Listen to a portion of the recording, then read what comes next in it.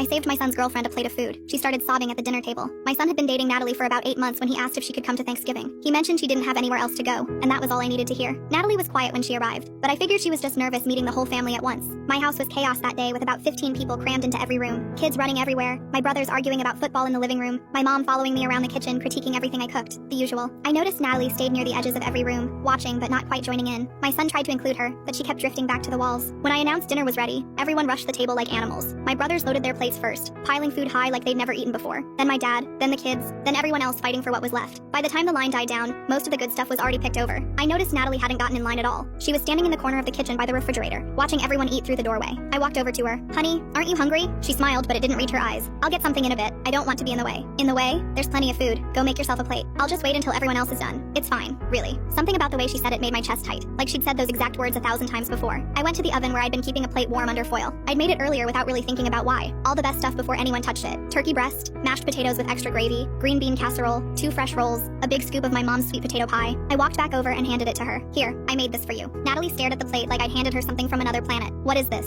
"It's your plate. I set it aside earlier so you wouldn't miss out on anything." Her face did something strange. Her chin started trembling first, then her eyes filled with tears. "You saved me a plate?" "Of course I did. You're a guest in my home." The plate started shaking in her hands. She set it down on the counter just before the tears spilled over. Then she wasn't just crying. She was sobbing. Deep, body-shaking sobs that made everyone in the dining room go completely quiet. My son jumped up from the table so fast his chair fell over. "Natalie, what happened? What's wrong?" She couldn't answer. She was crying too hard to breathe, gasping and choking on sobs. He looked at me with panic in his eyes. "Mom, what did you say to her?" "Nothing. I just gave her a plate of food." "Why is she crying like this?" "I don't know." He put his arms around her and walked her down the hallway to his old bedroom. The door closed. The whole house was dead silent. My brother looked at me from the table. What the hell was that about? I honestly have no idea. I stood in my kitchen holding a dish towel, replaying everything I'd said, trying to figure out what I'd done wrong. 45 minutes later, my son came out alone. His eyes were red too. "Is she okay?" I asked. "She will be. She wants to talk to you." "Me? Why? What did I do?" "Just go talk to her, Mom, please." I walked down the hall and knocked softly on the door. "Natalie, can I come in?" "Yes." She was sitting on the edge of the bed, wiping her face with a tissue. She looked embarrassed. "I'm so sorry. I completely ruined your Thanksgiving." "You didn't ruin anything. I just want to make sure you're okay. I need to explain why I reacted like that." She took a shaky breath. "I'm the youngest of 6 kids. Money was always tight growing up. Really tight. There was never enough food for everyone." I sat down across from her and waited. My dad had this rule. The kids ate in order of who was most useful to him that week. My brothers were older and helped with his construction business,